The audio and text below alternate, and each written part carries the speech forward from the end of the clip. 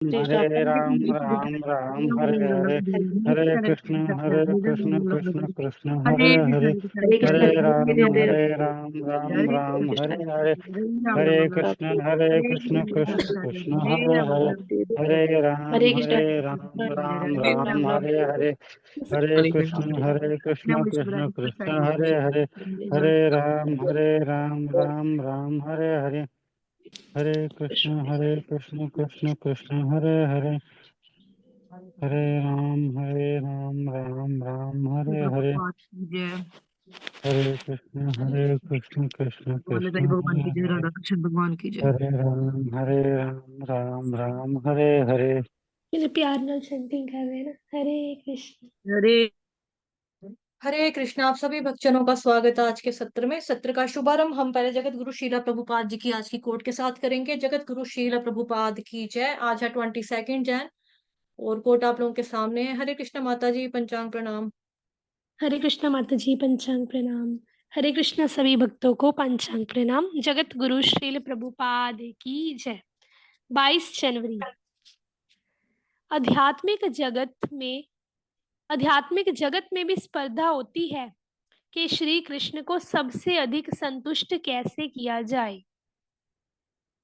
जनार्दन को लिखा पत्र, 22 जनवरी 1967। जगत गुरु श्रील प्रभुपाद की जय। जय। भी भगवत गीता करेंगे। भगवत गीता चैप्टर 7, भगवत ज्ञान, वर्स नंबर 27। श्रीमद् भगवत गीता यथारूप की जय। श्रील जय। प्रभुपाद की जय। जय। इच्छा द्वेष समुत्थेन द्वंद्व मोहेन भारत, सर्वभूतानि सम्मोहं सर्गे यान्ति परन्तप। अनुवाद।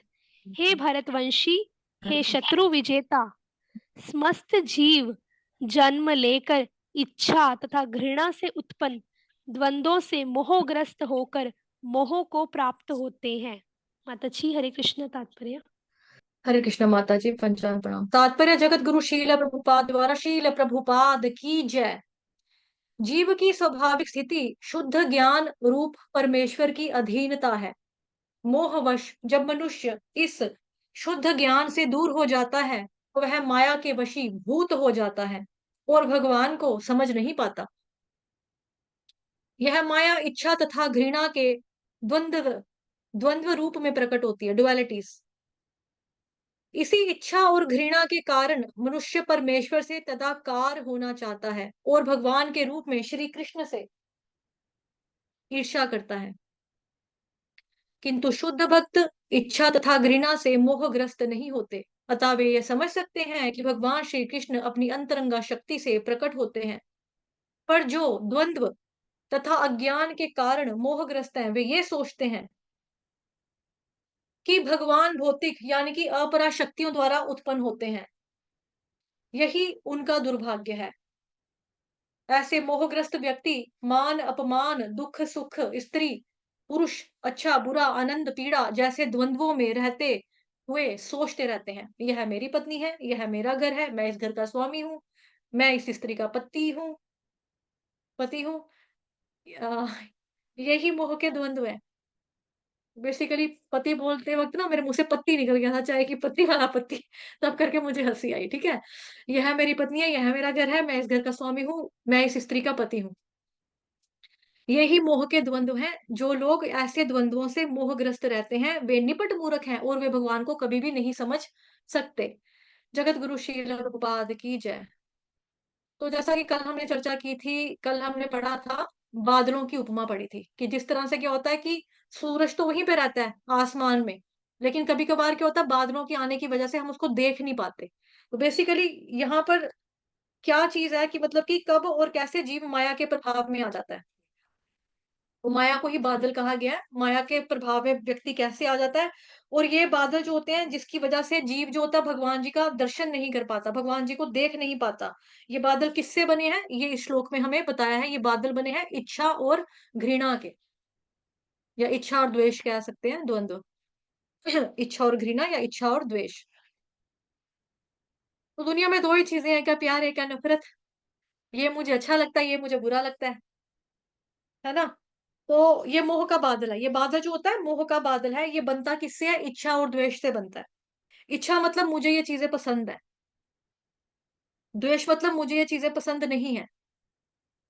इस भावना से व्यक्ति अपनी आँखों के सामने एक तरह का पर्दा यानी कि जिसको बोला जाता है आवरण, वो तैयार कर लेता है कि ये चीज़ मुझे पसंद है, इसको मैं नापसंद करता हूँ। मैं इससे प्यार करता हूँ, इससे मैं नफ़रत करता हूँ। इस तरह का जो द्वंद्व होता है इच्छा और घृणा या इच्छा और द्वेष वाला, उसकी वजह से क्या होता है व्यक्ति अपनी आँखों के आगे आवरण पैदा कर लेता है। खुद ही पैदा कर तैयार करता है और जिसकी वजह से व्यक्ति सच्चाई को नहीं देख पाता।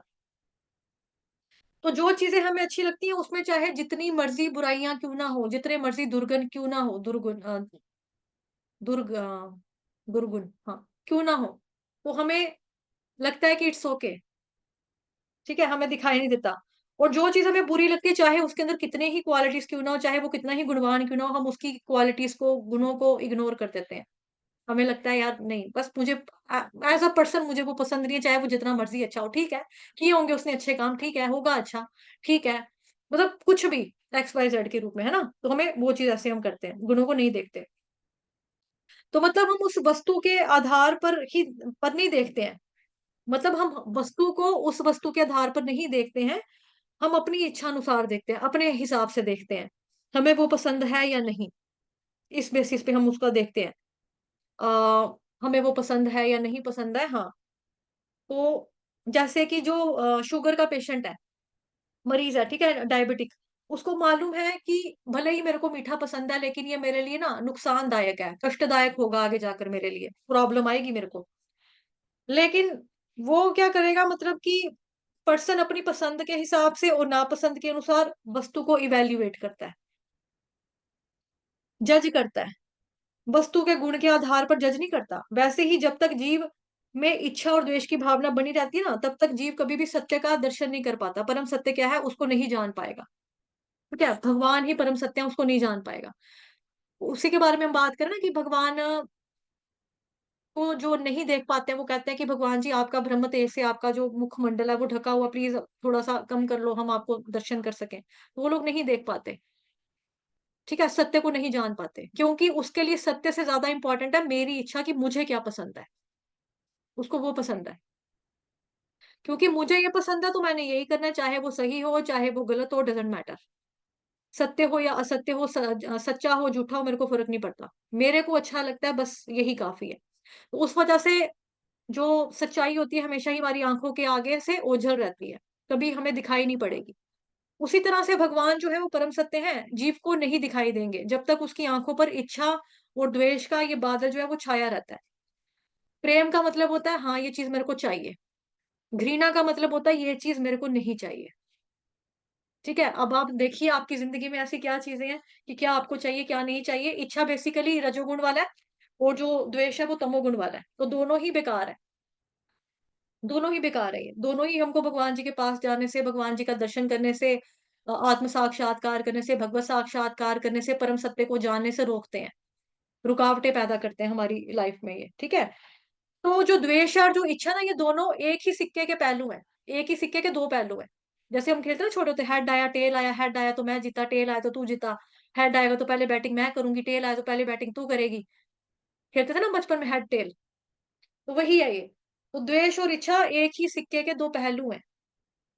जब तक हम इन डुअलिटीज़ में, द्वंद्वों में फँसे रहेंगे, तो हम सेल्फ रियलाइज़ेशन कभी नहीं कर सकते। कृष्ण से ईर्ष्या करके ब्रह्म में विलीन होना चाहते हैं निर्विशेषवादी, बेसिकली। ठीक है? ये वही है उनके लिए, क्योंकि उन्हीं के लिए हमने पढ़ा था ना कल कि जो ब्रह्म ज्योति वाले हैं, वो कहते हैं भगवान जी को, आप अपना मुखमंडल दिखा दो। आपका सुंदर मुखमंडल हमको दिखाई नहीं देता है, क्योंकि आपके शरीर का आध्यात्मिक प्रकाश इतना ज़्यादा है। ईशोपनिषद में हमने पढ़ा था, चर्चा की थी। ठीक है? और फिर यहाँ पे शब्द का इस्तेमाल हुआ, हे भरतवंशी, हे शत्रु विजेता।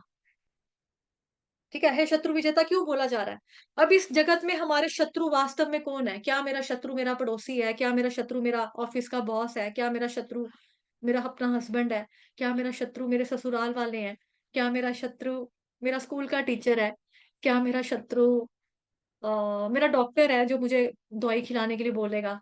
ठीक है? मतलब कि कोई भी हम एक्स वाई ज़ेड किसी को भी अपना शत्रु मान लेते हैं, या कोई अपना कॉम्पिटिटर हो गया, मान लो किसी का बिज़नेस है, ठीक है? उसका भी सेम बिज़नेस है, उसका भी कपड़े का काम है, मेरा भी कपड़े का काम है, दोनों का काम एक है। तो कंपटीटर हो गया, तो मैं उसको सोचूं कंपटीटर का मतलब हो कि कंपटीशन होगा, प्रतिस्पर्धा होगी, लेकिन शत्रुता नहीं है इसमें। प्रतिस्पर्धा का मतलब हेल्थी कंपटीशन, स्पोर्ट्समैन की तरह कि जो जीता वही सिकंदर। वो गलत नहीं है, प्रतिस्पर्धा इज नॉट बैड, लेकिन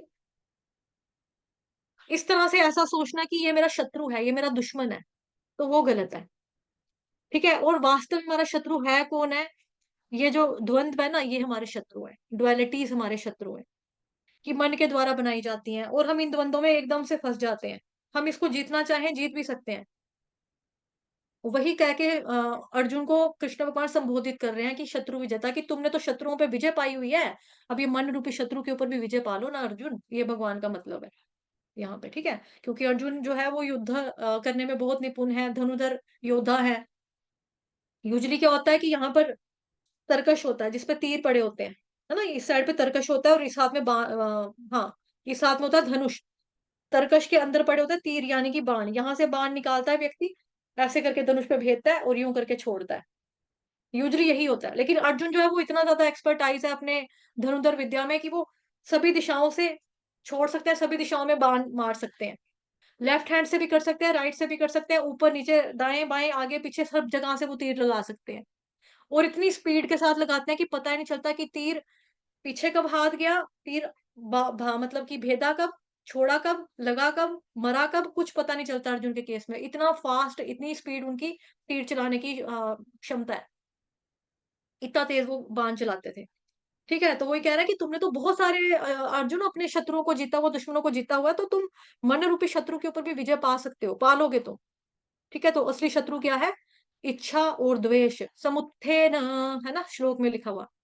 इच्छा द्वेष समुत्थेन द्वंद्व मोहेन भारत, सर्वभूतानि सम्मोहम सर्गे यान्ति परन्तप। तो शुरुआत कहाँ से हो रही है? इच्छा द्वेष समुत्थेन, इच्छा और द्वेष उदय होने से, द्वंद्व मोहेन, मोह के द्वारा, द्वंद्वों के मोह के द्वारा व्यक्ति जो होता है भगवान जी का दर्शन नहीं कर सकता या परम सत्य को नहीं जान पाता। ठीक है, इच्छा और द्वेष, इच्छा किसी चीज को पाने की इच्छा, ये मुझे मिल जाए ना तो मैं इसका मजा करूंगा, मैं लुटूंगा, मजे आएंगे मेरे को, ऐश मारूंगा, इस तरह से व्यक्ति सोचता है। ये काश मेरी हो जाए, काश मेरा हो जाए। लड़कियां भी सोचती हैं किसी चीज को, पर्टिकुलर वस्तु को लेकर लड़के भी सोचते हैं कि हमें मिल जाए, हमें मिल जाए, हमें मिल जाए, मैं भोग करूंगी, मैं मजे करूंगी। द्वेष घृणा, ना ना, ये तो मुझे बिल्कुल नहीं चाहिए, नो, मुझे चाहिए ही नहीं है, किसी कीमत पे भी नहीं चाहिए, फ्री में मिलेगा तब भी ना लूं, फ्री में मिलेगा तब भी ना लूं। इस तरह से तो ये डुअलिटीज है, और इन द्वंद्वों की वजह से व्यक्ति भगवान जी के पास नहीं जा पाता। और जब तीव्र इच्छाएं होती हैं तो इन इच्छाओं की वजह से व्यक्ति का मन भगवान में नहीं लग पाता, कि मुझे अभी चाहिए, जिसको कहते हैं ना अर्ज, अर्ज की अभी चाहिए। 6 तरह के अर्ज बताए हैं उपदेशामृत ग्रंथ में। पहला श्लोक माता जी गाओ। हरे कृष्णा माता जी, पहला श्लोक गाइए। कौन व्यक्ति संसार में शिष्य बना सकता है? जी माता जी। गाओ। माता जी थोड़ा सा 1 मिनट सोचने दीजिए। कौन व्यक्ति हाँ शिष्य बना सकता है? प्रिय नहीं नहीं, त्योहार वाला नहीं है। नेक्टर ऑफ इंस्ट्रक्शन का श्लोक नंबर 1, वर्स नंबर 1 कौन सुन रहा है? आपको माता जी लर्न किया हुआ है हम लोगों ने साथ में मुझे थोड़ा। याद है माता जी, लेकिन थोड़ा सा पहला वर्ड नहीं याद आ रहा बीच का। Nectar of instruction verse number 1 क्या करता है व्यक्ति? वाचो वेगम, आया वाचो याद? वेगम मनसः क्रोध वेगम, जीवा वेगम उदरोपस्थ वेगम, एतान वेगान यो विषहेत धीर, सर्वां पीमां पृथिवीं स शिष्यात। हम्म। मतलब जिसका वाणी पे कंट्रोल है, वाचो वेगम। माता जी वॉइस कम आ रही, थोड़ा सा जोर से बोलो, माइक हरे पास। कृष्णा, अभी ठीक आ रही है माता जी? हाँ माता जी ठीक है। जिसका वाणी के वेग पे कंट्रोल है, मनसो वेग मतलब मन की जो इच्छाएं हैं, मन के जो वेग है उसके ऊपर कंट्रोल है। क्रोध, क्रोध के ऊपर कंट्रोल है वेगम। और जीवा मतलब खाने पीने के ऊपर कंट्रोल है। उदर पेट के ऊपर कंट्रोल है। और जो हमारी इंद्रियां, जनन इंद्रियां होती हैं, प्राइवेट पार्ट्स होते हैं, उसके ऊपर कंट्रोल है। ऐसा व्यक्ति पूरे संसार में शिष्य बनाने के योग्य है, मतलब गुरु कहलाने के योग्य है। हरे कृष्ण। हरे कृष्ण माता जी। तो यहाँ पर बेसिकली क्या है, अर्जिस के बारे में बताया हुआ है, तीव्र इच्छाओं के बारे में बताया हुआ है। अर्ज का मतलब होता है कि मेरे को चाहिए, मेरे को अभी चाहिए, मुझे जहां से मर्जी लेके दो, मुझे नहीं पता, मुझे चाहिए चाहिए चाहिए, अभी अभी अभी, हाँ हाँ हाँ, लेना है लेना है लेना, अभी चाहिए अभी चाहिए अभी चाहिए। इस तरह का जो अर्ज होता है, ठीक है, चाहे वो किसी भी रूप में आ जाए, अर्ज किसी भी रूप में आ जाए, मतलब कि जो भी अभी माता जी ने यहाँ पे गाकर बताया ना आपको, उसमें से कुछ भी एक हो जाए। तो इन अर्जिस के ऊपर, इन उत्तेजित जो हमें करती हैं चीजें, उसके ऊपर हमें थोड़ा सा कंट्रोल चाहिए। वाचो वेगम मनस्क्रोध वेगम जिह्वा वेगम उदरोपस्थ वेगम एतान वेगान यो विषहेत धीरः सर्वामपि माम पृथ्वीं सशिष्यात्। वाणी का वेग, कि जैसे कई बार होता है ना कि मतलब हमें लगता है कि अब बस खत्म करो इसको, जो भी है बोल बोल के खत्म करो, झगड़ा जो भी है। वाचो वेगम, वाणी का वेग, जो भी है बोल दिया, ठीक है। मनस क्रोध वेगम, मन का वेग, मन मन में क्या होता है कि मन में जो भी मुझे अभी अभी अभी अभी। क्रोध वेगम, गुस्से का वेग। जिह्वा वेगम, जीवा वेगम, बोलने का भी वेग आएगा, खाने पीने का भी आएगा, ठीक है इसमें। उदरोपस्थ वेगम, पेट में कुछ भी डालते जाओ डालते जाओ डालते जाओ डालते जाओ डालते जाओ ठीक है, खाने के ऊपर, डाइट के ऊपर नहीं कोई भी कंट्रोल है। तो बेसिकली ये चीजें जिसकी नियंत्रित में होंगी तो वो इच्छाओं के वैसे ही नहीं फंसेगा, क्योंकि वो किसी चीज से ना तो नफरत करता है, ना ही किसी चीज से बहुत ज्यादा प्यार करता है। नॉर्मल, न्यूट्रल, बैलेंस्ड, हर वस्तु से करेगा कि भाई हाँ भगवान की बनाई वस्तु है, ठीक है। जो चीज नहीं चाहिए उससे दूर रहेगा, लेकिन घृणा नहीं करेगा। तो इस चीज को समझेंगे आज की, मतलब कि कैसे व्यक्ति हम लोग घृणा कर देते हैं, ठीक है, हम एग्जाम्पल देंगे इसका। तो ये इच्छाएं बेसिकली होती हैं, जो अर्जीज होती है ना, मतलब कि वेग जो होते हैं, ये हमको ले डूबते हैं जब हमारी इच्छाएं तीव्र हो जाती है कि अब भी चाहिए, चाहिए ही चाहिए। तो इन इच्छाओं की वजह से व्यक्ति का मन जो होता है वो भगवान में कभी भी नहीं लग पाता। इच्छाएं रजोगुण की क्वालिटी है, और घृणा तमोगुणी की क्वालिटी है, जैसा कि पहले भी बताया मैंने। तो रजोगुण और तमोगुण की वजह से व्यक्ति जो होता है भगवान को कभी भी नहीं देख पाता। रजोगुण मान लो एक तरह का भंवर है, भंवर में कुछ भी क्लियर नहीं दिखाई देता। भंवर किसको बोलते हैं, जैसे आपने देखा होगा, जैसे जब बड़ी तेज आंधी तूफान चलता है ना, तो मिट्टी होती है ना गोल गोल ऐसे उड़ती हुई, मिट्टी मिट्टी मिट्टी मिट्टी मिट्टी मिट्टी मिट्टी मिट्टी, नजर कुछ नहीं आता कि क्या है। या फिर आप इसको अभी आजकल सर्दियां देख रहे हैं हम लोग, सर्दियों में धुंध पड़ी हुई है, धुंध में अपने घर के साथ वाला घर नजर नहीं आता, सामने से आता हुआ व्यक्ति नजर नहीं आता।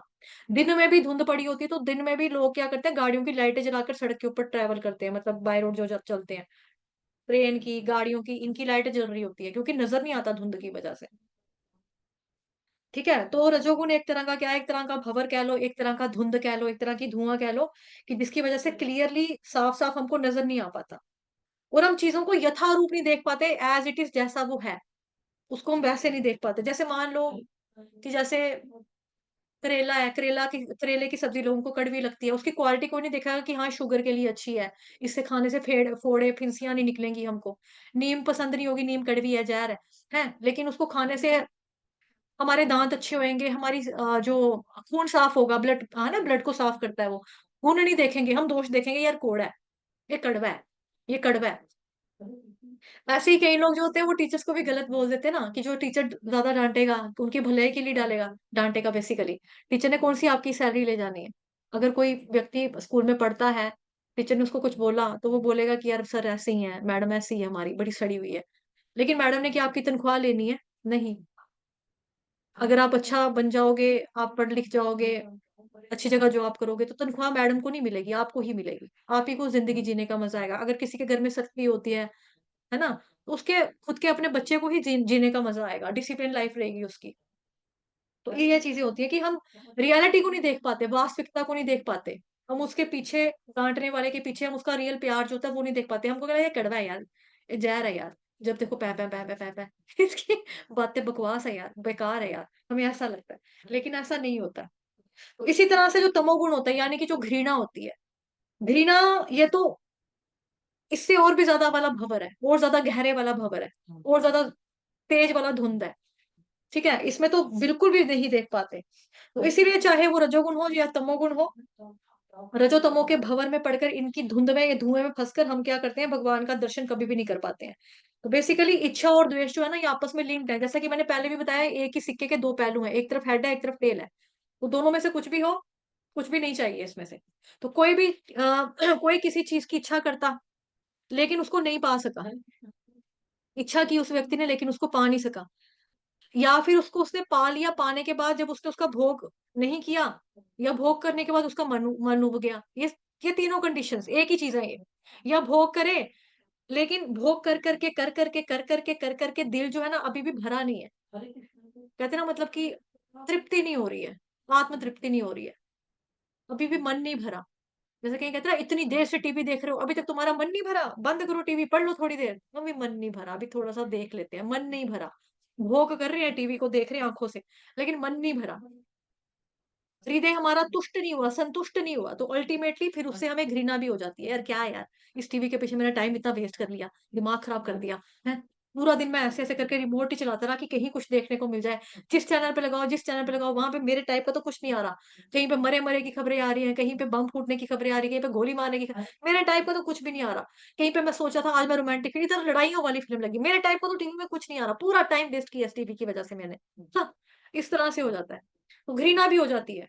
तो अट्रैक्शन के अंदर बेसिकली रिपल्शन होता है, और रिपल्शन के अंदर भी अट्रैक्शन होता है। तो कई लोग जो बहुत घृणा करते हैं कि बस बस बस बस, नहीं नहीं नहीं, उनके अंदर बहुत ज्यादा गहरा अट्रैक्शन होता है। जैसे कोई कोई साधु होते हैं ना, आपने देखा होगा, स्त्रियों से बहुत घृणा करते हैं। ठीक है। बेसिकली जो साधु होते हैं, मतलब कि खास तौर पे जो गुरु महाराज होते हैं, जो गुरु गद्दी पे बैठते हैं, वो हमारे स्पिरिचुअल फादर है, हमारे आध्यात्मिक पिता है। आध्यात्मिक पिता, कृष्ण भगवान हमारे परम पिता, वो सुप्रीम फादर है। गुरुदेव हमारे क्या है, आध्यात्मिक पिता है। तो कई लोग जो होते हैं, वो गुरुदेव को आध्यात्मिक पिता ना मानकर लाइक ऐसा सोचते हैं कि जैसे हस्बैंड की तरह।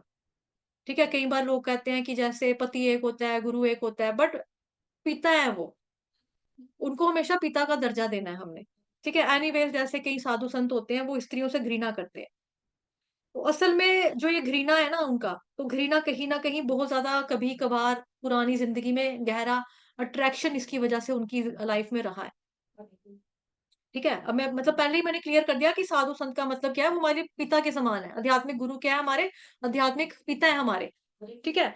लेकिन कई जो होते हैं जो अप्रामाणिक होते हैं या फिर जो ऐसे ही संन्यास ले लेते हैं फालतू में, तो उनका स्त्री के प्रति कभी न कभी, कहीं न कहीं बहुत ज़्यादा गहरा अट्रैक्शन रहा होता है। जैसे आपने एग्ज़ाम्पल के तौर पे आपने फ़िल्म देखी होगी, बहुत बार मैंने एग्ज़ाम्पल में ये बताया आपको।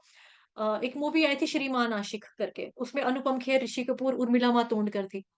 ठीक है? उसका वो लोग क्या करते थे, एक बोर्ड लगा के ऐसे करके बोर्ड लगा के पूरा चलते थे सड़कों के ऊपर, औरत नर्क का द्वार है। ऐसे करके वो लोग लिखते थे, औरत नर्क का द्वार है। और फ़िल्म का गाना क्या था? लड़कियों से ना मिलो तुम, लड़कियाँ तो हैं बलाएँ, सुबह शाम मत करो तुम लड़की, लड़की, लड़की, लड़की। इस तरह से उनका ये स्लोगन था। एक और फ़िल्म आई थी अ, हलचल मूवी थी, उसका उसमें था करीना कपूर और कुमार, अक्षय कुमार, हाँ, अक्षय कुमार नहीं, क्या नाम है जो विनोद खन्ने का लड़का है? अक्षय खन्ना, अक्षय खन्ना।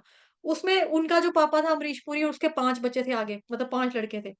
उन लोगों के घर के बाहर बोर्ड लगा हुआ था, इस घर के अंदर औरत जात का आना मना है।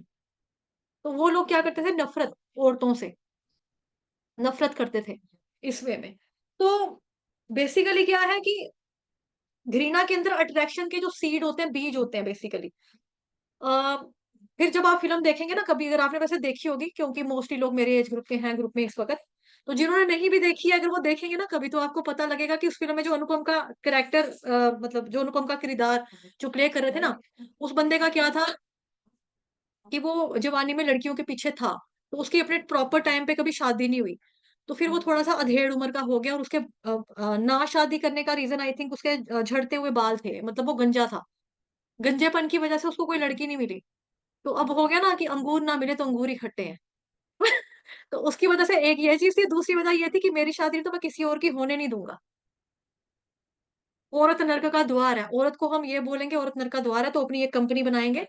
मतलब एक उसका क्लब टाइप बना हुआ था कि जिसमें सारे कुँवारे छड़े-छांड आते थे, औरत नर्क का द्वार है, औरतें नर्क का द्वार है, औरतें ये हैं, औरतें फलान हैं, औरतें ढींग हैं, इस तरह से। तो बेसिकली ऐसा नहीं होता है, जो रियल सन्यासी होता है वो तो उसका परिवार बढ़ जाता है, भले ही उसने अपना घर का फैमिली का, हमें लगता है कि घर फैमिली का त्याग कर दिया। लेकिन आप देखो जो ये साधु संत होते हैं, वसुदेव कुटुंबकम, ये इस चीज़ का पालन करते हैं। उनको ये नहीं है कि मैंने अपनी मम्मी छोड़ दी, मैंने अपने पापा छोड़ दिए, मैंने अपनी बहन छोड़ दी, ठीक है? मैंने अपना भाई छोड़ दिया। इनफैक्ट जो इनको इस्कॉन में सन्यासी होते हैं, जो ब्रह्मचारी भी होते हैं ना, उनके पेरेंट्स को भी जब ज़रूरत पड़ती है, वो बूढ़े होते हैं, उसकी सेवा करने के लिए जाते हैं वो लोग। जो बेस होता है, इस्कॉन बेस है, वहाँ पे जितने भी डिवोटीज़ होते हैं, लड़के होते हैं जो ब्रह्मचार्य का पालन करते हैं, अगर उनके पेरेंट्स को ज़रूरत पड़ती है, दवाई लेके देनी है पापा को, बीमार है उनके पापा या कुछ भी प्रॉब्लम है मम्मा को, पापा को, वो लोग जाते हैं, सेवा करते हैं, ऐसा नहीं है। तो संन्यास लेने से या ब्रह्मचार्य से क्या होता है कि हाँ, ठीक है, व्यक्ति वैसे शारीरिक तौर पे संबंध नहीं बनाता, लेकिन ये नहीं है कि वो घृणा कर देगा। किसको छूकर मेरा कुछ मैं वो हो जाएगा, ये हो जाएगा, ऐसा कुछ नहीं है। मतलब वो क्या करते हैं वसुधैव कुटुंबकम, कि अब ये स्त्री भी, ये भी मेरे परिवार की, क्यों? क्योंकि कृष्णा की फैमिली की है। ये भी कृष्ण की कृष्ण भी इसके अंदर परमात्मा रूप में वास करते हैं। कृष्ण का ये ये जो जीवात्मा है, मतलब कृष्ण भगवान जी का अंश है, उस रूप में मैं भी अंश हूँ, ये भी अंश है, तो ये मेरी चाहे बहन कह लो, बेटी कह लो, वो एज के ऊपर डिपेंड करता है ना? बहन माने कोई या बेटी माने कोई, इस तरह से ये लोग ऐसे करते हैं, जो रियल सन्यासी होते हैं। जो रियल वास्तविक जो सन्यास का मतलब समझते हैं, जो साधु संत वास्तव में है, वो घृणा कभी नहीं करेंगे स्त्री से। लोग भी आता है ना, पंडित समदर्शिना, माता जी गा के सुनाएंगे 1 मिनट? पंडित समदर्शिना वाला, अगर याद है तो, नहीं तो इट्स ओके, कोई बात नहीं, समझ याद लेना। है। सुनाओ। विद्या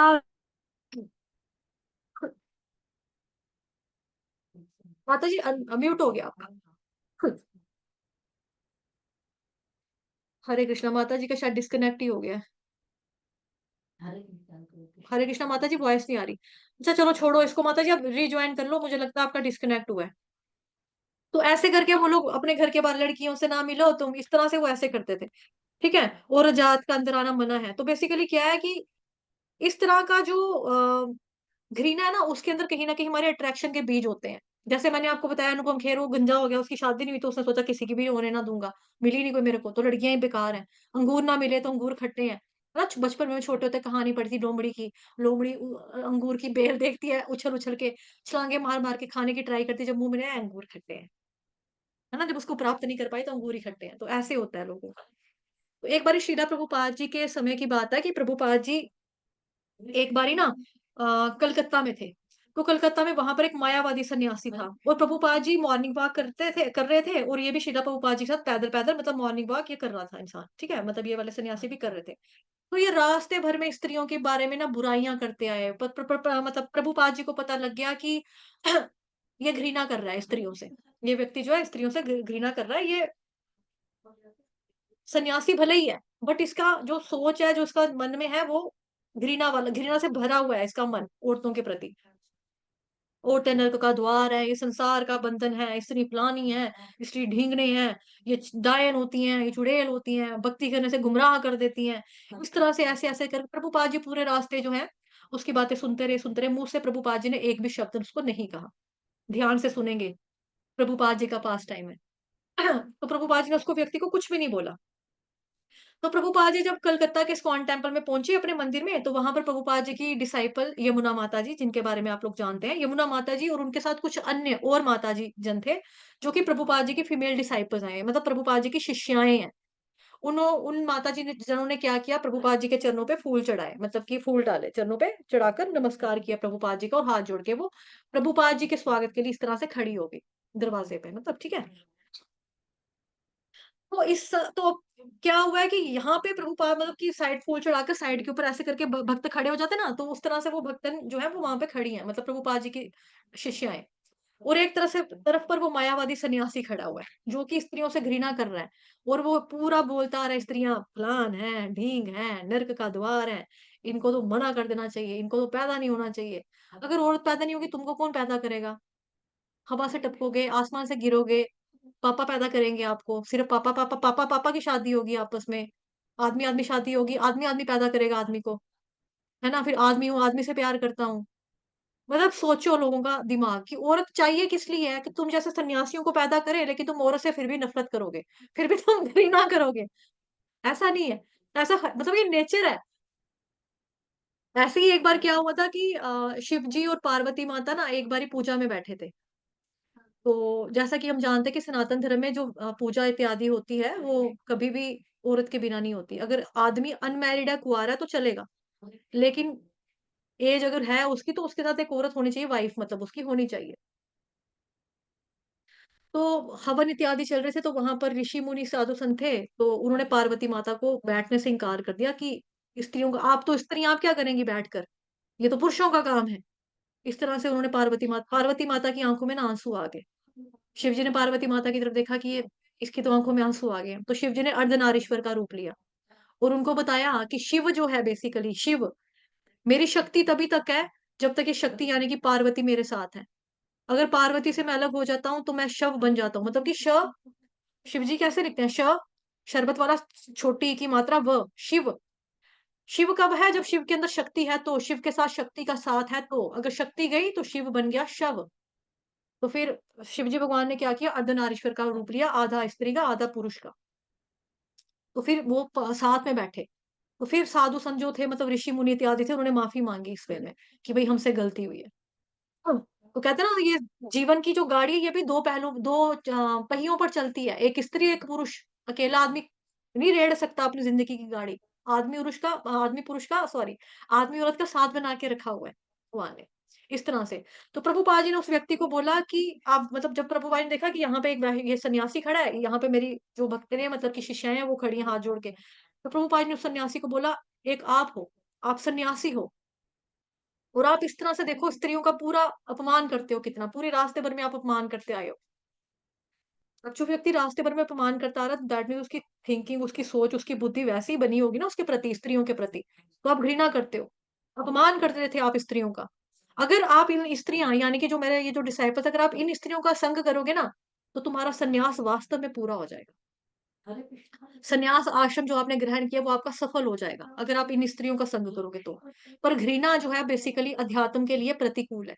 ये भक्ति के अनुकूल नहीं है घृणा, ये प्रतिकूल है, इस तरह से। तो घृणा के अंदर अट्रैक्शन के कहीं न कहीं बीज होते हैं। हाँ, नो डाउट कि कोई ब्रह्मचारी, नैष्ठिक ब्रह्मचारी सन्यासी है, उसके हमें उनको टच करने से हमें बचना चाहिए। बिकॉज़ अगर अगला पर्सन अलाउ नहीं कर रहा आपको तो उससे छूने से चलो ठीक है, छोड़ो, पीछे हो जाओ। लेकिन नफ़रत करना नफ़रत करना मतलब आप ये चाहते हो कि औरतें आपका प्रवचन सुनने के लिए आ जाएँ, वो चलेगा आपको, है ना? लेकिन औरतें नर्क का द्वार हैं।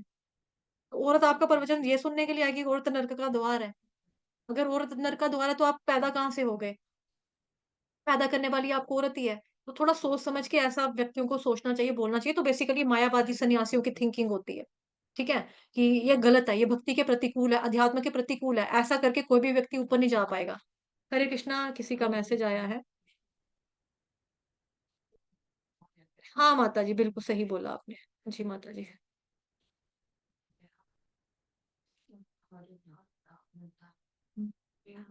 प्रीता माताजी वापिस आए हैं शायद, लेकिन होस्ट ही है बट इसको सुनाई नहीं दे रहा था मेरा पता नहीं।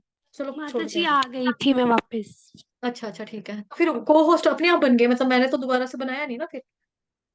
पता नहीं, मैं तो साथ के साथ थी, मेरा डिस्कनेक्ट होके कनेक्ट हो गया था फिर। हाँ, ऑटो ऑटो कनेक्ट हुआ होगा ना तभी फिर ठीक है माताजी। तो ऐसे ही जो होता है मतलब कि हमें क्या करना है बैलेंस रहना चाहिए, न्यूट्रल रहना चाहिए। तो ना तो हमें किसी के प्रति बहुत ज़्यादा उसमें अट्रैक्शन रखनी है कि हाँ, लड़की बहुत सुंदर है, मुझे मिल जाए, अच्छी बात है। इस तरह से भी नहीं रखना है, या यार लड़की तो देखना ही नहीं है, गंदी है, नर्क का द्वार, नहीं, मैं नर्क चला जाऊँगा, ऐसे भी हमें नहीं करना है। प्रभुपाद जी एक और कहानी सुनाया करते थे, ये कहानी भी आपने अक्सर सुनी होगी कि एक बार एक ब्राह्मण था और एक वेश्या थी। जहाँ पे ब्राह्मण रहता था उसके घर के सामने ही वेश्या का घर था। प्रोस्टिट्यूट का घर था। तो जो वैश्य होती थी ना वो ब्राह्मण को देखकर सोचती थी ब्राह्मण कितना अच्छा है, पूजा-पाठी है, इसके कर्म कितने अच्छे हैं, सुबह उठता है भगवान जी की मंगल आरती करता है, नहाता है, धोता है, चैंटिंग करता है, भगवत गीता करता है, भागवतम पढ़ता है, श्रवण करता है, पठन करता है, लोग इसके घर में कथाएँ सुनने के लिए आते हैं, है ना? ये कथाओं के लिए जाता है, कथाएँ करने के लिए जाता है, कितना लकी है, कितना अच्छा है, कितने अच्छे कर्म है इसके और दूसरी तरफ मैं कितनी घटिया हूँ, कितनी गंदी हूँ, पता नहीं मैंने कितने पाप कर्म किए हैं जो मैं ऐसी योनि में पड़ी हूँ मतलब कि यूँ इन द सेंस हो कि मतलब मैंने ऐसा काम कर्म कर रही हूँ मैं, पैसे लेकर मैं लोगों के साथ सोती हूँ, पैसा कमाती हूँ, ये मेरे कमाई का ज़रिया है। अपने आप को वो धिक्कारती थी हमेशा, हमेशा धिक्कारती थी। दूसरी तरफ जो वो पंडित था ना मतलब जो ब्राह्मण था, वो वैसे तो कोई उसके पास आएगा तो कहेगा, राम, राम, राम, राम, मंद मोहल्ले में गंद डाल दिया इस लड़की ने। जब देखो मतलब कि इसके पास कोई आ रहा है, जा रहा है, आदमी आते रहते हैं, राम, राम, राम, राम, क्या असर पड़ेगा हमारे बीवी बच्चों के ऊपर, क्या होगा? ओफ, ओफ, ओफ, ओफ! क्या कितना गंदा असर है, कितना गंदा मोहल्ले का माहौल बन गया है हमारा। वो हमेशा इस तरह से वर्बली तो ऐसा बोलता था, लेकिन अंदर से जब वो अकेला होता था ना, जब उसके पास कोई जाता था, तो कहता था, "हाँ, एक जवान लड़का अंदर गया है, पता नहीं क्या कर रही होगी, वेश्या दिखने में कितनी सुंदर है, पता नहीं उसको कैसे मोह कर रही होगी, पता नहीं कैसे अट्रैक्ट कर रही होगी, क्या-क्या अदाएँ कर रही होगी, नाच रही होगी, गा रही होगी, है ना? वो आदमी क्या कर रहा होगा, वो आदमी भ भोग कर रहा होगा, मज़े कर रहा होगा, मैं यहाँ बैठा हूँ क्योंकि मैं ब्राह्मण हूँ, मैं जा नहीं ना सकता, लोगों को पता है, अगर मैं जाता तो मैं भी भोग करता, मैं भी एन्जॉय करता।" उसके मन के अंदर ये चीज़ें चल रही हैं। वैश्या के अंदर वैश्या होते हुए भी चिंतन चलता है कि भगवान का भक्त है, भगवान की भक्ति करता है, भगवान का चिंतन, भगवान का नाम ले पाता है, मैं कैसी हूँ, कैसी हूँ, मैं ले नहीं सकती। लेकिन उसके अंदर चिंतन चलता है भगवान का। तो ऐसे ही जब वो दोनों की डेथ होती है तो क्या बोलते हैं, यमराज उनको लेने आते हैं तो जो यमराज होता है, वो कहता है कि भई यमदूतों को कि जो ये वैश्या है इसको आप स्वर्ग में डाल दो, ये जो आदमी है इसको आप नरक में डाल दो। वो कहता है, नहीं-नहीं, ब्राह्मण कहता है, आपको शायद कोई गलती लग रही है, आप उल्टा बोल रहे हो, इसने नर्क में जाना है, ये वैश्य है, मैं स्वर्ग में जाऊँगा, मैं ब्राह्मण हूँ, मैंने पूजा की है भगवान की। वो कहता है, नहीं, तुम चिंतन में हमेशा तुम्हारे यही चलता रहता था कि क्या हो रहा है, क्या हो रहा है, क्या हो रहा है, काश मैं भोग लेता, काश मैं मज़ा कर लेता। लेकिन इसके मन में वो सब करते हुए भी ये भगवान के बारे में सोचती थी बेचारी कि तू कितना अच्छा है, भगवान का भक्त है, मेरे कब ऐसे कर्म होंगे, कब मैं भगवान की कथा श्रवण कर पाऊँगी, कब ऐसे होगा। तो इस तरह से हम देखते हैं कि रिपल्जन के अंदर गहरा अट्रैक्शन होता है। इच्छा द्वेष दोनों में हमको नहीं फँसना चाहिए। एक रजस है, दूसरा तमस है। तो दोनों के अंदर एक-दूसरे के बीज भी हैं। इस वजह से व्यक्ति संसार के बंधनों में पूरी तरह से फँस जाता है और उस जगत में वो कभी भी ऐसे लोग जो होते हैं भगवान की सेवा नहीं कर पाते, वैष्णवों की सेवा नहीं कर पाते। उस जगत में वो लोग भी सेवा नहीं कर पाते जो भौतिक इच्छाओं की तरफ भाग रहे हैं और दूसरे जिनके अंदर द्वेष हो कि हम नहीं आएँगे, हम नहीं आएँगे, हम नहीं करेंगे भक्ति इस तरह से कि हमको भक्ति करने से वीआईपी ट्रीटमेंट नहीं मिलता। है ना? कई होते हैं। उनके मतलब एक्स वाई ज़ेड किसी डिवोटी की क्लास में जाओ तो वहाँ पर माता जी लोग जो होते हैं वो कीर्तन करती हैं, महारानियाँ बनी हैं आजकल, हमें तो कोई नहीं पूछता। उनको वीआईपी ट्रीटमेंट मिलता है। यहाँ पर तो देखो विनीता माता जी आती है यहाँ पर, सोनू माता जी उनको बोलती है कि श्लोक गाओ, श्लोक पढ़ो। हमें तो नहीं बोलती है, उसको वीआईपी ट्रीटमेंट मिलता है। हम क्या करेंगे उसकी क्लास में जाकर? हम नहीं जाएँगे। तो ऐसा नहीं है, ऐसा नहीं होना चाहिए। ठीक है? तो जो भी आपको सेवा मिलती है, दी जाती है, आपको सेवाएँ ऐसा नहीं है कि नहीं देते हैं किसी को सेवाएँ, आपको बोला है कि चैंटिंग सेशन में आओ और 1-1 घंटा बारी-बारी लगा के कैम और माइक करके ऑन करके बैठो बिकॉज़ मेरे को बैठने में दिक्कत है। तो कई लोग इस वज़ह से मंदिरों में जाना छोड़ देते हैं कि हमको मंदिर में वीआईपी कार्ड नहीं मिला। जब जन्माष्टमी की सेवा थी तो हमने माँगा, हमको नहीं दिया, हमको बाहर खड़ा कर दिया, है ना? कि मतलब किसी भी रूप में उनको लगे ऐसा कि हम नहीं आएँगे। तो इन दोनों अवस्थाओं में व्यक्ति भगवान की सेवा कभी भी नहीं कर पाता। तो अगर भगवान की सेवा करनी है तो इन द्वंद्वों से हमें निकलना पड़ेगा। दूसरी तरफ जो होते हैं आपके वैष्णव सन्यासी होते हैं ना, मतलब जो सन्यासी होते हैं, वैष्णव सन्यासी वो किस तरह से औरतों को ट्रीट करता है, सुनो अब। ये भी प्रभुपाद जी का पास टाइम है और मेरे फेवरेट शिक्षा गुरु, श्रवण गुरु हिज ग्रेस अमोघलीला दास प्रभु जी का। कि एक बारी क्या हुआ जो हम जानते हैं जैसा कि हिज ग्रेस अमोघला दास प्रभु जी बहुत हैंडसम है, सुंदर है, स्मार्ट है, पर्सनैलिटी अच्छी है, व्यक्तित्व अच्छा हँसमुख है ना? बहुत सारे गुण हैं उनके अंदर, गुणवान व्यक्ति हैं और नॉलेजेबल है, भगवद गीता, भागवतम का ज्ञान उनको अच्छे से आता है। तो ऐसे ही प्रभु जी को एक-एक माता जी ने प्रपोज़ किया कि मेरे को लगता है कि मेरे साथ आपका कोई कनेक्शन है, मैं आपको बहुत ज़्यादा लाइक करती हूँ, तो प्लीज़ मैरी मी। तो प्रभु जी ने उसको बोला कि अरे अ, आपको तो पता है कि भई मैंने तो मतलब मैं तो ब्रह्मचारी हूँ, मतलब मैंने तो नहीं शादी करनी है इस वे में। तो वो कहती बट मुझे आपसे रिश्ता स्थापित करना, संबंध बनाना ना कोई। तो प्रभु जी ने उनको बोला तो आप बनाना चाहती तो बना लीजिए ना। अब आपकी और मेरी ऐज में ज़्यादा डिफरेंस नहीं है, तो आप मेरे को भाई बनाओ ना अपना। राखी बाँधो मेरे को मेरा टिक्का लगाया करो भाई दूज पे, मेरा तिलक करो। मेरे को राखी टिक्का लगाओ, मैं आपको बहन के रूप में बिल्कुल अपनाऊँगा। आप मेरे लिए बहन समान हो, आप मेरे लिए मेरी माता समान हो। लेकिन इज़्ज़त से बोला प्रभु जी ने उनको। देखो जो लड़की सामने से प्रपोज़ कर आ रही है, अगर कोई और व्यक्ति होगा वो कहेगा घटिया है यार, चीप है ना? ऐसी ये लड़की है, ये मेरे को आएगी प्रपोज़ करने के लिए। भौतिक जगत में भी अगर कोई लड़का होगा वो ऐसे ही कहेगा, यार लड़की ऐसी है, ऐवें ही है ये, च, आ, ल, ऊ बोलेगा उसको, है ना? लेकिन प्रभु जी ने क्या बोला कि अरे माता जी आप मेरे को अपना भाई बना लो, आप मेरी बहन जैसी हो। आप मेरे को राखी टिक्का लगाओ, तिलक लगाओ मेरे को। ऐसे ही प्रभुपाद जी एक बारी फॉरेन कंट्री में लेक्चर दे रहे थे। तो वहाँ पर एक जो स्त्री थी एक, प्रभुपाद जी से अट्रैक्ट हो गई और प्रभुपाद जी को देखती जोर से चिल्लाकर बोलती है, "Swami ji, I love you, will you marry me?" तो प्रभुपाद जी ने बोला, "माय डियर डॉटर, मैंने संन्यास ले लिया है और मैं अपना गृहस्थ जीवन त्याग कर चुका हूँ और मैंने जो ये त्याग किया है, कृष्ण की खातिर किया है। कृष्ण की सेवा, भक्ति, भजन करने के लिए किया है। तो मेरी तुमसे रिक्वेस्ट है कि तुम भी कृष्ण की सेवा करो, कृष्ण से प्रेम करो, कृष्ण तुम्हें सब कुछ देंगे। तो प्रभुपाद जी ने क्या बोला? माय डियर डॉटर, मेरी प्यारी पुत्री। प्रभुपाद जी ने घृणा नहीं की, निकालो इसको, बाहर निकाल दो इसको, बदतमीज कहीं की ना हो तो। ऐसे कहते हैं स्वामियों को, सन्यासियों को। प्रभुपाद जी ने ऐसा तो नहीं कहा। प्रभुपाद जी ने क्या बोला? मेरी प्यारी पुत्री। बेटी कहकर प्रभुपाद जी उसको समझा रहे हैं। दूसरी तरफ हिज ग्रेस अमोघ लीलादास प्रभु जी बहन कहकर संबोधित करें कि आप मेरे को राखी बांध लो, आप मेरे को टिक्का लगा लो, मेरे को आपको बहन बनाना मंजूर है। रिश्ता बनाना ना, तो रिश्ता बनाओ ना, किसने रोका है? भाई हूं ना मैं आपका, मैं बिल्कुल भाई हूँ, ब्रदर हूँ, मैं बिग ब्रदर हूँ आपका। जहां आपको जरूरत पड़ेगी मैं आपके लिए हमेशा रहूंगा। है ना? राखी का मतलब क्या होता है? जो रक्षा करता है हमारी। राखी हम बांधते हैं, जैसे द्रौपदी की रक्षा कृष्ण भगवान ने की, राखी हम बांधते हैं तो भगवान रक्षा करते हैं। है ना? तो ऐसे ही अमोघलीला प्रभु ने बोला उनको कि भई मैं आपका भाई बनूँगा, आपकी रक्षा करूँगा, हमेशा आपके साथ खड़ा रहूँगा जहाँ आपको प्रॉब्लम होगी, लेकिन आप मुझे भाई बनाओ, राखी बाँधो, टिक्का लगाओ मेरे को। प्रभुपाद जी भी कह रहे हैं माय डियर डॉटर, भगवान की सेवा करो। तो सच्चा सन्यासी, वास्तविक सन्यासी जो होता है, वो ऐसे ही बोलता है, वो कभी भी घृणा नहीं करता, कभी भी घृणा नहीं करता। तो हमें इच्छा और घृणा, इन दोनों बादलों से हमें बचना है। ठीक है? बचना इन द सेंस ऑफ कि हमें ना किसी से इच्छा करनी, ना हमें किसी से घृणा करनी है। दोनों ही हमको भगवान जी के पास जाने से रोकेंगे। हरे कृष्णा माता जी, पंचांग प्रणाम। हरे कृष्णा। शायद चले गए। वांछा कल्पतरुभ्यश्च कृपा सिन्धुभयेव च पतितनां पावनेभ्यो वैष्णवेभ्यो नमो नमः। अनंत कोटि वैष्णव वृंद की जय। जगत गुरु शील प्रभुपाद की जय। श्री कृष्ण चंद्र भगवान की जय। ग्रंथराज श्रीमद् भागवतम महापुराण की जय। श्रीमद् भगवद गीता यथारूप की जय। आज के आनंद की जय। हरे कृष्णा। जी माता जी, हरे कृष्णा। आप आ गए? वापस कटा था? माता जी मैं तो यहीं पे थी। फिर आपका को-होस्ट तो दिख नहीं रहा था, आपने मैंने आवाज़ें भी मारी, अब दोबारा बनाया, कटा ये होगा मेरा आपका हो बीच में, ही आपको पता नहीं लगा गया। होगा। हुँ, जी जी जी। जय माता दी। अभी लूँ माता जी? अभी तो जैसे हाँ, आपने हाँ, वाइंड ले अप लो, कर ले लो, ले लो, समय है, ले लो, प्लीज़ लो, बिल्कुल ले लो। जी माता जी, ठीक है माता जी। तो हरे कृष्णा सभी भक्तों को पंचांग प्रणाम। तो जैसे यहाँ पे भगवान कह रहे हैं ना, भगवान अभी अर्जुन को जो है वो भरतवंशी कह के एड्रेस कर रहे हैं, ठीक है? तो पिछला जो हमने कल वाला वर्ष पढ़ा उसमें भगवान अर्जुन को क्या बोल रहे थे? अर्जुन। और ये वाले वर्ष में भगवान बोल रहे हैं हे भरतवंशी, ठीक है?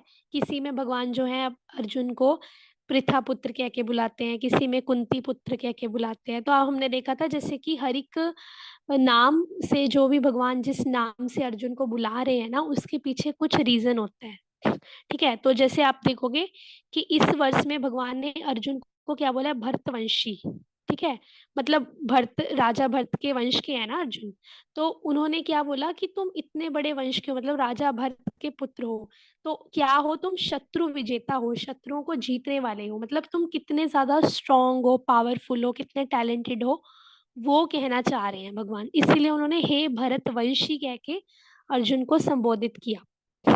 ठीक है? तो आपको ये चीज़ों का फिर ध्यान रखना है। तो आगे क्या है?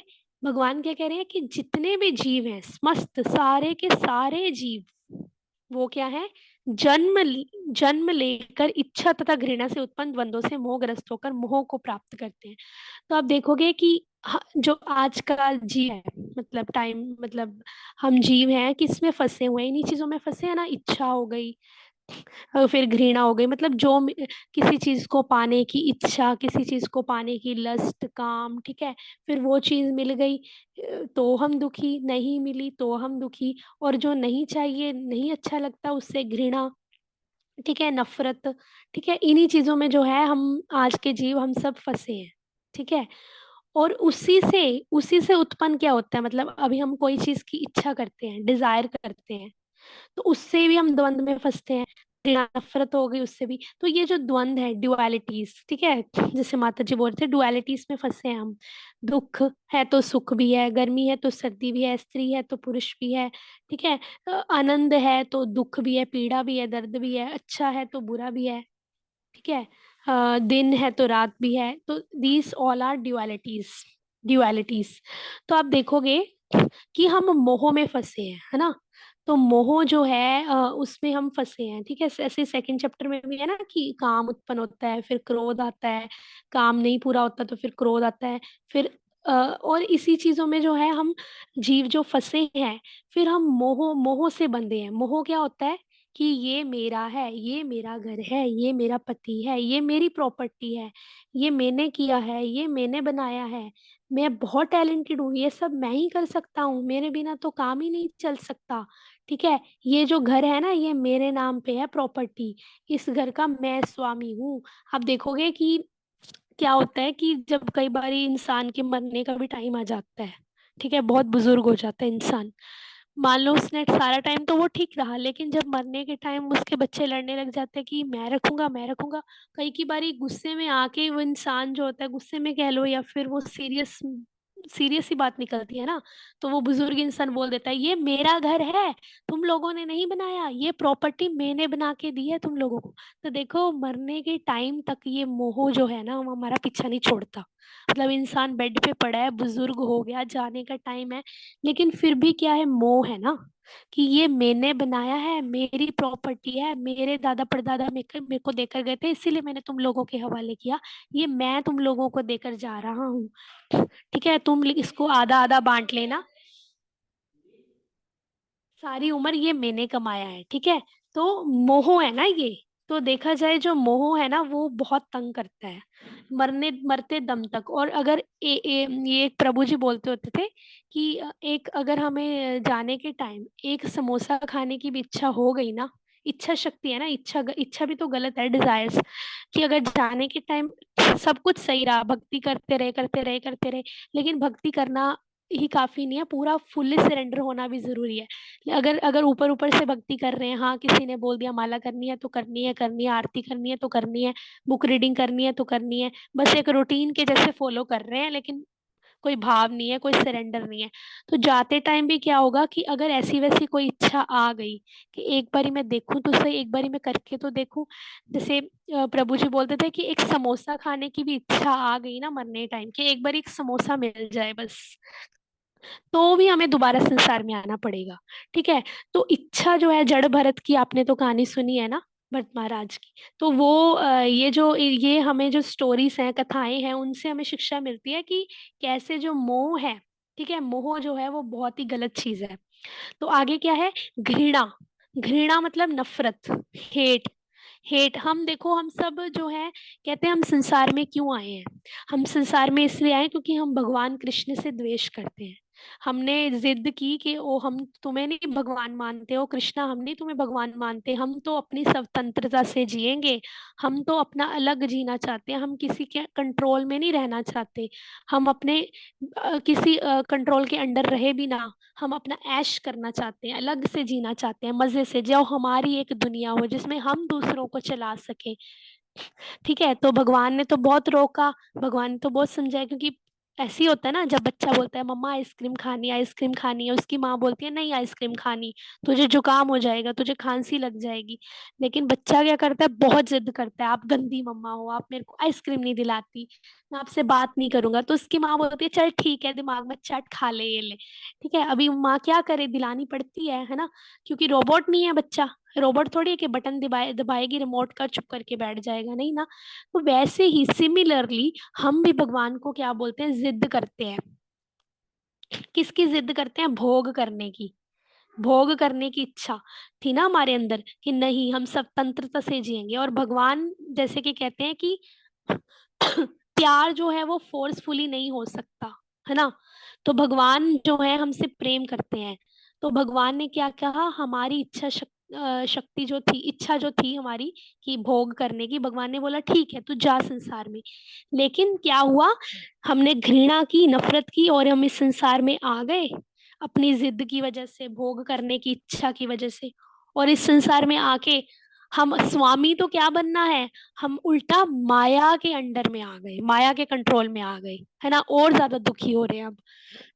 जैसे बच्चा आइसक्रीम खा लेता है, उसकी माँ ने रोका था, उसने नहीं संभला, उसने नहीं सुना अपनी माँ की बात, तो वो फंस गया ना, उसने आइसक्रीम खाने की जिद करी, उसको आइसक्रीम मिल गई, तो आइसक्रीम खा के क्या होता है, बीमार हो जाता है, कोड़ी कोड़ी दवाई खानी पड़ती है, फिर उल्टी करता है, दवाई खाता नहीं, कुछ खाना नहीं खाया जाता, कुछ दवाई, खिचड़ी खानी पड़ती है, दलिया खाना पड़ता है फीका, है ना, बेड पे लेटना पड़ता है ना, खेल सकता है अपने फ्रेंड्स के साथ, ना बाहर जा सकता है, और ज्यादा दुखी हो गया ना, वैसे ही हमने भी इच्छा शक्ति करके हम यहाँ पे आ गए, भोग करने की इच्छा करके। और अब हम क्या हो रहे हैं, दुखी हो रहे हैं। किसकी वजह से दुखी हो रहे हैं? द्वंद्वों की वजह से। कभी दुख है, कभी सुख हो रहा है, कभी बहुत गर्मी लग रही है, हाय गर्मी, मच्छर लड़ रहे हैं, कीड़े काट रहे हैं, पसीने आ रहे हैं, बैठा नहीं जा रहा, जल रही है त्वचा, जल रही है, शरीर जल रहा है, बर्न हो रहा है, बहुत सर्दी लग रही है, बहुत ठंड लग रही है, काम नहीं हो रहा, कोई पानी ठंडा है, बर्फ जैसा ठंडा है, बैठा नहीं जा रहा, पैर सुन्न हो रहे हैं, है ना। तो गर्मी, सर्दी, दुख, सुख, माया, रजोगुण, कभी तमोगुण बहुत हावी हो गया हम पे, कभी रजोगुण बहुत बढ़ गया, तो हम दुखी तो भोग रहे हैं ना। हर वक्त हम जो है हम स्ट्रगल कर रहे हैं। खाना खाना होता है, खाना खाने के लिए भी हमें स्ट्रगल करना पड़ता है। अच्छा आटा नहीं, आटा खत्म हो गया, चलो अब पैसे निकालो, जाओ आटा लेने जाओ। अच्छा आटा लेकर आए, अभी गूंदना भी पड़ेगा, खाना भी बनाना पड़ेगा, सब करना पड़ेगा, चलो सब करो, काम करो, काम करो। ठीक है। ये सब चीजों में हम जो है फंस के रह गए हैं, क्योंकि हम जो है हमने इच्छा की, हमने घृणा की, भगवान से दूर होने की इच्छा की, और भगवान से घृणा की, नफरत की, कि हम स्वतंत्रता से जीना चाहते हैं। और यही क्या बोल रहे हैं यहाँ पे, कि इसी इच्छा तथा घृणा के कारण मनुष्य परमेश्वर से तदाकार होना चाहता है, और भगवान के रूप में कृष्ण से ईर्ष्या करता है, कृष्ण से क्या करते हैं, नफरत करते हैं। लेकिन किंतु शुद्ध भक्त इच्छा तथा घृणा से मोहग्रस्त नहीं होते। जो शुद्ध भक्त होते हैं ना भगवान के, वो, उनकी क्या इच्छा होती है, कृष्ण को खुश करना, बस। मुझे अपने भगवान कृष्ण को खुश करना है, और कोई वो नहीं है, वैष्णवों की सेवा करनी है, और कोई दूसरा मोटिव नहीं है, पर्पस नहीं है। और वो क्या करते हैं, मोहग्रस्त नहीं होते, ये मेरा है, ये तेरा है, वो इन सब चीजों में पड़ते ही नहीं है। उनको ये होता है जो भी है वो कृष्ण का है, जो है वो कृष्ण ने बनाया है। हम कौन है, हम भी कृष्ण के हैं, तुम कौन हो, तुम भी कृष्ण की हो। जीवेर स्वरूप होए कृष्णेर नित्य दास। हमारा जीवों का स्वरूप ही यही है, रियल आइडेंटिटी ही यही है, कि हम सभी के सभी कृष्ण के दास हैं। और वो दूसरों को जब देखते हैं ना रास्ते में चलते हुए, हम कैसे जज करते हैं दूसरों को, अच्छा इसने टोपी पहनी है ना व्हाइट कलर की, ये पक्का मुसलमान होएगा। अच्छा अच्छा इसने पगड़ी डाली है ना, तो ये सरदार जी हैं। तो अच्छा ये तिलक लगा के जा रहा है, तो ये पक्का पंडित होगा, पंडित का लड़का लग रहा है ना, पंडित का लड़का लग रहा है, हाँ हाँ ये मुसलमान है ना, चल चल इनसे दूर होके चल, इनके पास होके मत चल, ये तो मुस्लिम है, ये पता नॉन वेज खाते हैं, हाय हाय, इनके पास होके मत चल। है ना, हम ऐसे सोचते हैं ना, कई बार आ जाता है ना माइंड में। अच्छा ये मुस्लिम है, मुस्लिम तो कभी हिंदुओं के हो ही नहीं सकते, एक नंबर के फ्रॉड हैं ये तो, है ना, इनसे दूर होके चलो, इनके पास नहीं लगना, है ना। लेकिन जो शुद्ध भक्त होते हैं, वो जब किसी मुस्लिम को देखते हैं, किसी सरदार को देखते हैं, किसी हिंदू को देखते हैं, जैसे कि माता जी ने बोला कि विद्या विनय संपन्ने ब्राह्मणे गवि हस्तिनी शुनि चैव स्वपाके च पंडिता समदर्शिनः। जो रियल ट्रू ब्राह्मण होता है, जो ट्रू शुद्ध भक्त होता है भगवान का, वो क्या सोचता है, वो हमारी तरह नहीं देखता ये मुस्लिम है, वो सरदार है। वो सोचता है अच्छा ये भी भगवान का भक्त है, ये भी भगवान का बच्चा है, ये जैसे मैं भगवान से बिछड़ गया हूं ना, ये भी भगवान से बिछड़ गया है। कैसे इसको, कैसे इस मुस्लिम प्रभु जी को, कैसे इस सरदार से अंकल को, कैसे मैं भगवान की सेवा में लगाऊं। और वो ये सोचता है कि ये भी भगवान से दूर है, मैं भी भगवान से दूर हूँ। लेकिन ये ना भूला भटकी आत्मा है, इसको पता नहीं चल रहा कहाँ पे जाना है, इसको सही मार्ग नहीं दिख रहा। चलो मैं इससे बात करता हूँ, मैं इससे बात करूंगा कि आप क्या करते हो, आप भगवान का नाम लेते हो, चलो भगवत गीता पढ़ो। आप देखोगे इस्कॉन में भी आज के टाइम में बहुत सारे सरदार जी आते हैं, मैंने देखा है हमारे यहाँ पे आते हैं। जब भी कोई फंक्शन होता है तो सरदार जी बैठे होते हैं बहुत सारे, वो कीर्तन कर रहे होते हैं, तालियां बजा रहे होते हैं, भगवत गीता क्लासेस में भी बैठे होते हैं। तो इतनी खुशी मिलती है उनको देख के। तो आप देखोगे कि उनको भी तो किसी ना किसी भक्त ने जोड़ा ही है ना।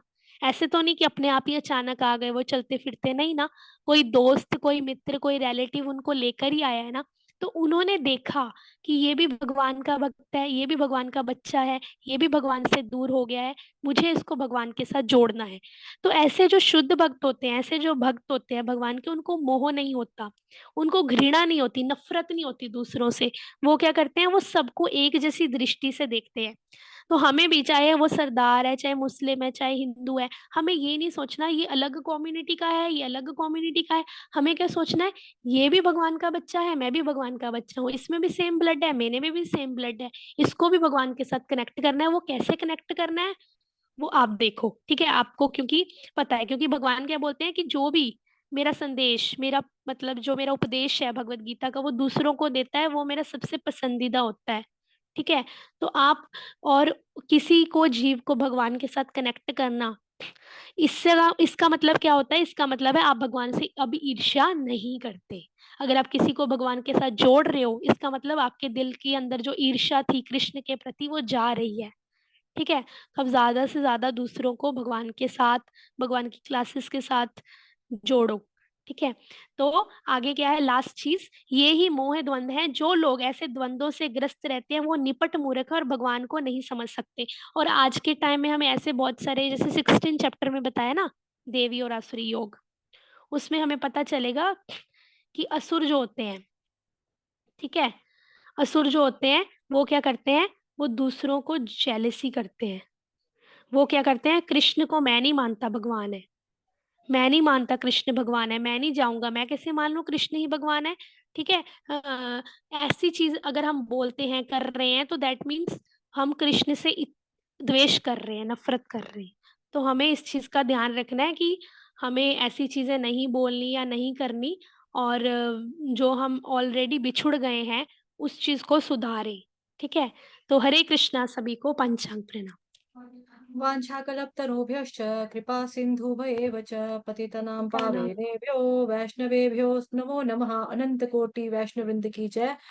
जगत गुरु अनंत श्रील कोटि प्रभुपाद वैष्णव की वृंद जय।